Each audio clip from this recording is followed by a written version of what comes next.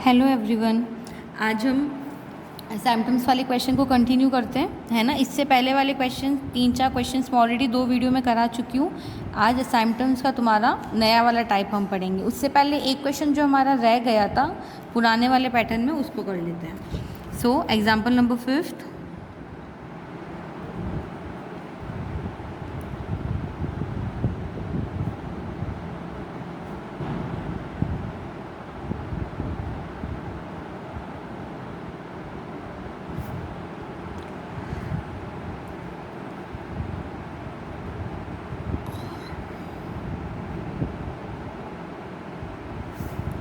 Curve मुझे given है x³ minus 5x² जो हमने लास्ट वाला क्वेश्चन किया था ना, जिसमें m की 2 वैल्यू सेम होती हैं, ये वो वाला क्वेश्चन का ही एग्जाम्पल है। ठीक है, एक क्वेश्चन और करते जिससे हमारी प्रैक्टिस हो जाएगी। तो देखो, ये वापस तुम लिख सकते हो सेम लाइन। मैं डायरेक्ट करूँ, वही लाइन लिखनी है कि ये जो हमारे गिवन इक्वेशन है इसकी मैक्सिमम डिग्री 3 है और जो इसका कोफिशिएंट है वो क्या है, हमारा कांस्टेंट टर्म है। दैट्स वाई इसमें क्या हो जाएगा, कोई भी पैरेलल सिम्टम्स नहीं होंगे। एंड क्योंकि इसके मैक्सिमम डिग्री 3 है तो इसके 3 असाइम्टम्स होंगे। ये लाइन लिख लोगे, सीधा सोल्यूशन देखो। पुट x = 1 और y = m। सबसे पहले φ3 निकाल लेते हैं। तो φ3m तुम्हारा क्या हो जाएगा, φ3m तुम्हारा हो जाएगा, देखो इसमें रखते जाओ वैल्यूज़, तो ये तुम्हारा हो जाएगा 1, ये भी इसकी पावर 3 है तो ये हो जाएगा -5m + 8m² - 4m³। ये देखो, ये चारों टर्म ही थी ना जिसमें तुम्हारी पावर 3 थी। ठीक है, तो इसमें x = 1 और y = m रख के हमने φ3m निकाल लिया। अब हम निकालेंगे φ2m। तो देखो, इसकी पावर 2 है, इसकी पावर 2 है और इसकी पावर 2 है, तीनों में x = 1 और y = m रख लो। तो ये हो जाएगा तुम्हारा 1 - 3m + 2m²। और φ1m देखो तुम्हारा क्या है ही नहीं, x = 1 वाली टर्म तुम्हारी, तो ये हो जाएगा तुम्हारा 0। इसको ले लो equation number 1, equation number 2 and equation number 3। Again highest जो तुम्हारी डिग्री होती है उसका जो तुम f5 निकालते हो, यानी φ3m = 0 पुट कर लूँ।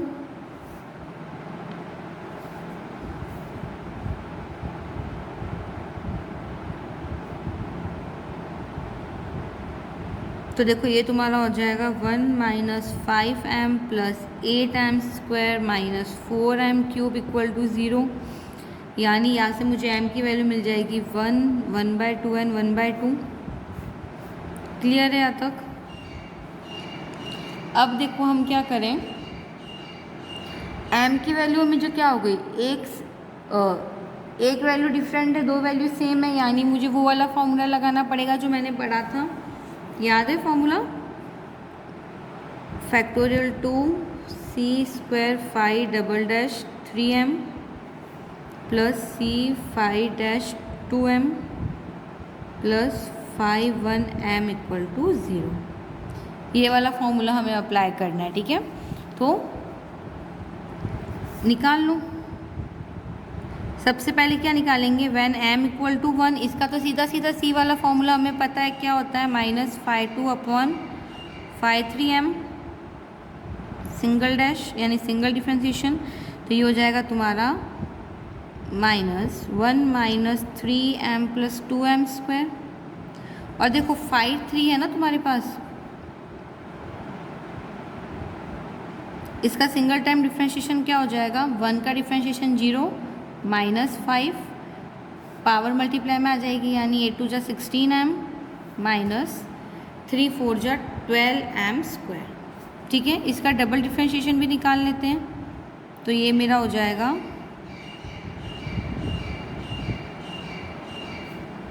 16 - 24m।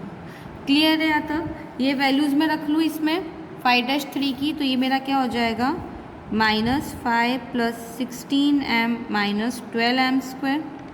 अब m की वैल्यू 1 है, c में रख लो। तो ये तुम्हारा हो जाएगा, देखो 1 - 3 + 2 अपॉन -5 प्लस 16 माइनस 12। तो देखो 2 + 1 3 - 3 0, यानी ये वाला पूरा टर्म मेरा क्या हो जाएगा 0। एक तो मुझे m1 c1 मिल गया। अब 1/2 के लिए निकाल लूँ, एट m = 1/2।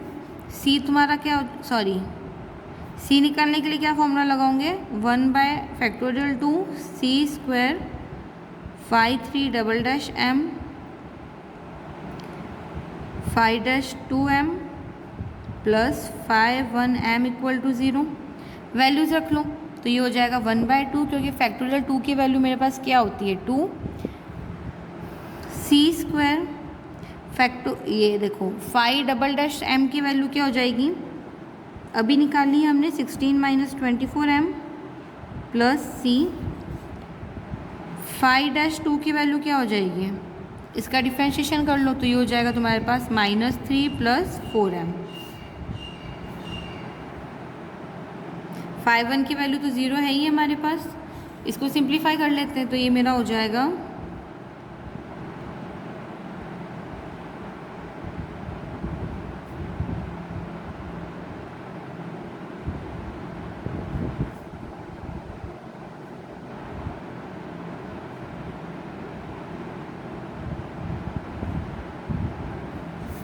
अब इसमें मैं क्या करूँ, m = 1/2 पुट कर लूँ, तो ये मेरे पास हो जाएगा 16 - 2।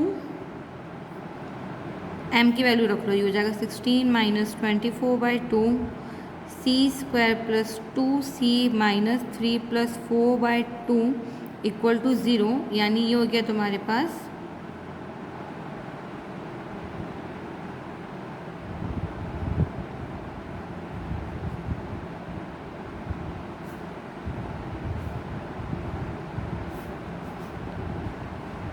टू कॉमन निकाल लो, तो ये हो जाएगा 2c² - c = 0, यानी c की वैल्यू तुम्हारे पास आ जाएगी 0 और 1/2। क्लियर है यहाँ तक। यहाँ से मुझे c की दो वैल्यू मिल गई, 0 1/2, एक को ले लोगे c2, एक को ले लोगे c3। So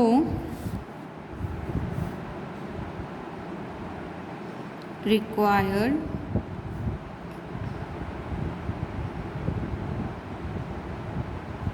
asymptots are m = 1, यानी x + 0 y = x। ये मेरे पास पहला असाइम्पटम हो गया। सेकंड y = mx, यानी m की वैल्यू 1/2x प्लस c, एक बार c = 0 रखोगे, ठीक है, तो ये तुम्हारे पास हो गया 2y - x = 0। तीसरा निकाल लो, y = m की वैल्यू 1/2x प्लस c की वैल्यू 1/2, यानी ये हो गया तुम्हारे पास 2y = x + 1। ये तुम्हारे तीनों असाइम्पटम्स हो गए, और यही हमें क्वेश्चन में पूछे थे। यहाँ तक बात समझ में आ गई। इस टाइप वाले क्वेश्चन करने आ गए होंगे। कुछ क्वेश्चंस होमवर्क के हैं, वो मैं तुम्हें लिखवा दूंगी इस वीडियो के एंड में, वो एक बार ट्राई कर लेना। अब हम असाइम्पटम्स निकालने की अल्टरनेटिव मेथड्स देखते हैं, ठीक है। ये तो हमारा तरीका हुआ। अब कुछ एक शॉर्टकट तरीका बोल रहे हो, या इसका एक अल्टरनेटिव तरीका भी होता है असाइम्पटम्स निकालने का, उसके बारे में पढ़ेंगे। तो देखो, एक तरीका है तुम्हारा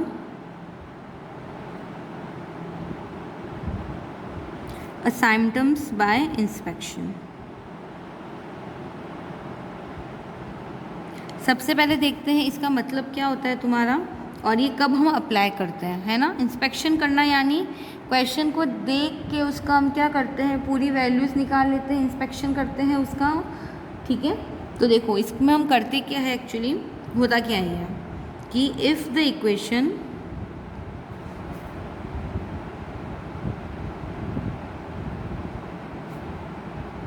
to a nth degree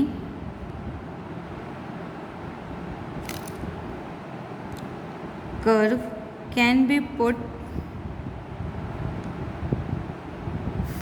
in the form, यानी अगर कोई इक्वेशन है उसको हम क्या कर सकते हैं, fn प्लस fn-2 के फॉर्म में अगर मैं रिप्रेजेंट कर सकती हूँ, ठीक है। nth डिग्री का कर्व है, उसको हम क्या कर रहे हैं, fn प्लस fn-2 फॉर्म के के फॉर्म में हम लोग उसको पुट कर रहे हैं, where fn is of degree n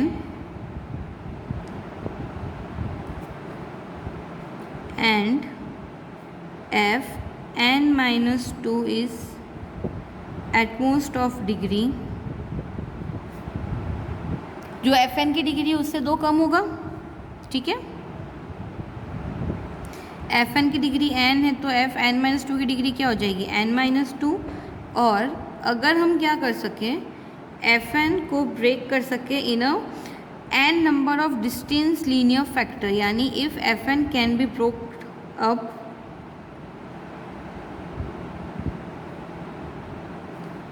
into n distinct factor,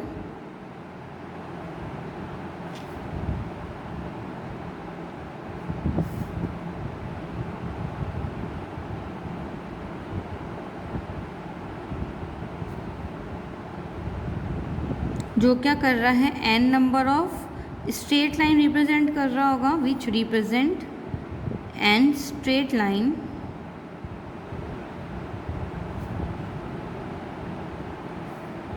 out of which, यानी no two of which is parallel और coincident, उस केस में असाइनमेंट्स हम कैसे देते हैं, सीधा fn इक्वल टू 0 पुट कर लेते हो।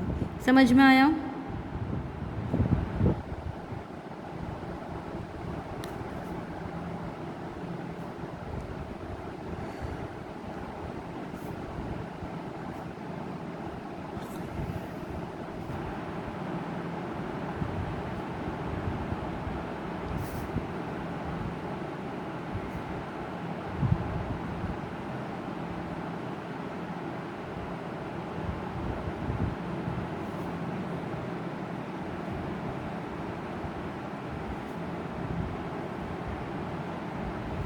क्लियर है यहाँ तक? इंस्पेक्शन असाइनमेंट का इंस्पेक्शन मतलब क्या है, हमें पहले देखना है कि इक्वेशन हमारी fn प्लस fn माइनस 2 के फॉर्म में है या नहीं है। अगर मेरी इक्वेशन को मैं इस फॉर्म में लिख लूँ fn प्लस fn माइनस 2, जहाँ पे fn की डिग्री क्या है, n है, तो ऑब्वियसली बात है fn माइनस 2 की डिग्री क्या हो जाएगी, n minus 2।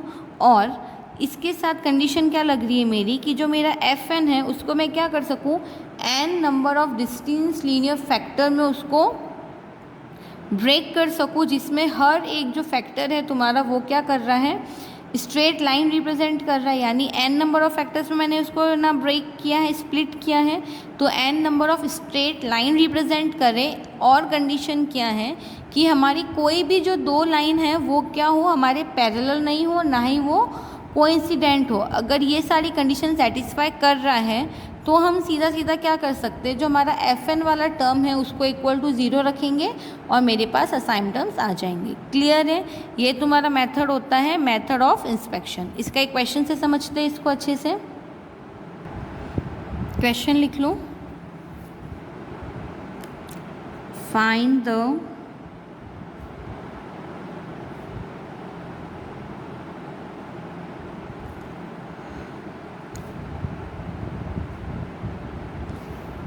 Assignments of a following curve. देखो कर्व तुम्हें गिवन है x minus y plus 2, 2x minus 3y plus 4, 4x minus 5y plus 6 plus 5x minus 6y plus 7 equal to 0। Clear है यहाँ तक? देखो क्वेश्चन देखने का तरीका देखो क्या होगा हमारा, ये मुझे कर्व गिवन है, ठीक है। अब देखो ये 3 मेरे पास क्या है, फैक्टर्स के फॉर्म में तो है, तीनों ही क्या कर रहा है, एक स्ट्रेट लाइन रिप्रेजेंट कर रहा है, ठीक है। इन तीनों का अगर मैं मल्टीप्लाई कराऊंगी तो देखो x into x into x, यानी x की पावर तुम्हारे पास क्या आ जाएगी 3, y की पावर भी क्या आ जाएगी 3, यानी इस पूरे को अगर तुम एक फंक्शन मान लो तो इसकी तुम्हारी पावर क्या है 3। लेट f3, भाई तुम्हारी इन तीनों को अगर मल्टीप्लाई करोगे तो मैक्सिमम पावर 3 तो आएगी। देखो x into x into x, x cube हो जाएगा, बाकी वाले टर्म्स भी रहेंगे, लेकिन हमें सिर्फ क्या करना है, मैक्सिमम डिग्री वाला टर्म देखना है। तो f3 को, इसको मैं क्या कर सकती हूँ, f3 से रिप्रेजेंट कर सकती हूँ, that means function of maximum degree 3। तो लिख लो यहाँ पे लेट F3 इक्वल टू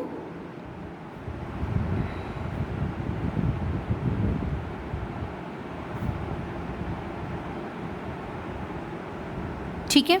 अब प्लस है बीच में, फिर एक ये वाला फंक्शन है, ये देखो इसमें maximum degree of x and y तुम्हारी क्या है 1 है, तो इसको F1 से रिप्रेजेंट कर सकते हैं। तो ये हो जाएगा तुम्हारा fx माइनस 6y प्लस 7, यानी इसको ले लो equation number 1। So equation number 1 can B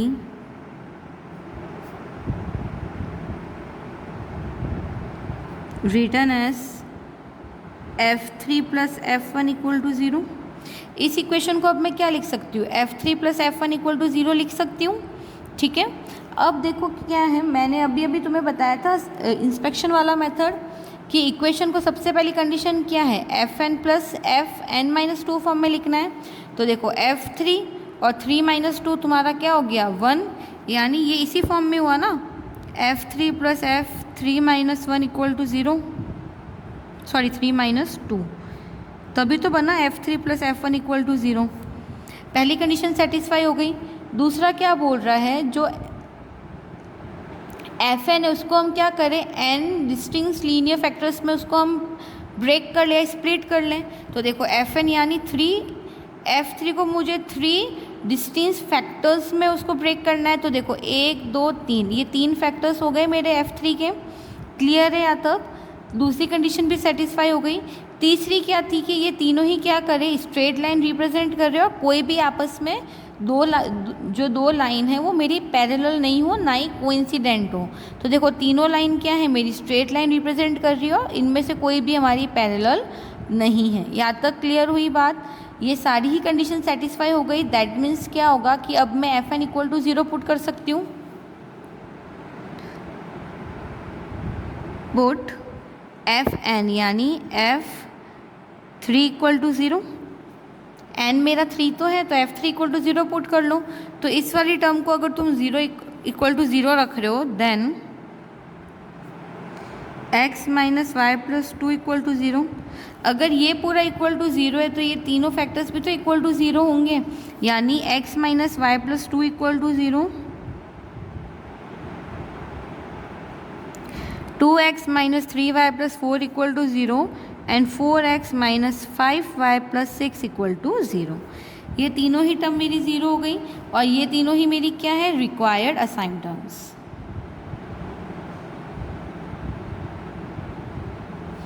clear है यहाँ तक? ये था तुम्हारा मेथड ऑफ इंस्पेक्शन। एक बार वापस देख लेते हैं। गिवन असाइन टर्म्स है, उसको मैंने क्या किया, तीनों को मल्टीप्लाई करूँगी, मैक्सिमम पावर 3 आएगी, x into x into x, y into y into y, बाकी टर्म्स भी आएगी, लेकिन हमें उससे मतलब नहीं है, हमें सिर्फ मैक्सिमम डिग्री चेक करनी थी यहाँ पे। क्लियर है? इसको हमने F3 से रिप्रेजेंट कर दिया। इस वाले टर्म में देखो क्या है तुम्हारा, F की मैक्सिमम डिग्री 1 है एक्स वाई की, तो इसको F1 से रिप्रेजेंट कर सकते हो। अब देखो इंस्पेक्शन वाले मेथड की सारी ही कंडीशन इसमें सेटिस्फाई हो रही है। ठीक है, एक तो इसको हम क्या कर सकते हैं, Fn प्लस Fn-2 फॉर्म में रिप्रेजेंट कर सकते हैं। ठीक है, दूसरा Fn यानी F3 के सारे ही फैक्टर्स तुम्हारे क्या है, डिस्टेंस लीनियर फैक्टर हैं, सारे ही स्ट्रेट लाइन शो कर रहे हैं। क्लियर है यहाँ तक? तो मैंने क्या किया, F3 इक्वल टू 0 रख लिया, यानी ये तीनों टर्म इक्वल टू 0 हो जाएंगे, इंडिविजुअल फैक्टर्स, और यही मेरे क्या है, रिक्वायर्ड असाइन टर्म्स हैं। एक क्वेश्चन इसको और करते हैं।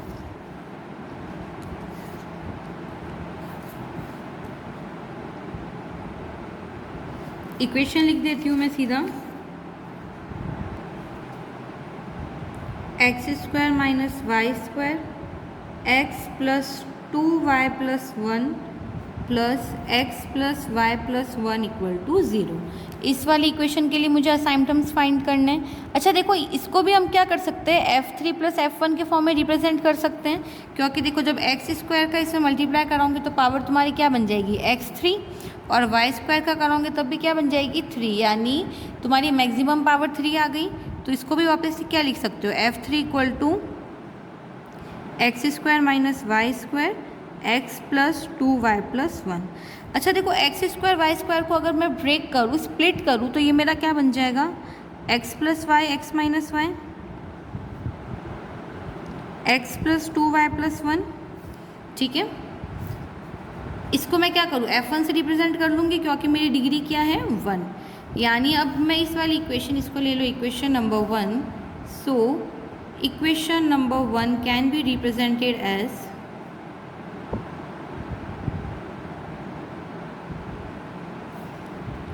F3 plus F1 equal to 0, ठीक है। अब देखो F3 के तुम्हारे 3 फैक्टर हो रहे हैं, तीनों ही फैक्टर क्या है, स्ट्रेट लाइन रिप्रेजेंट कर रहे हैं, यानी सीधा सीधा इसमें क्या लग रहा है, असाइनमेंट्स बाय इंस्पेक्शन, वो तरीका लगा लो।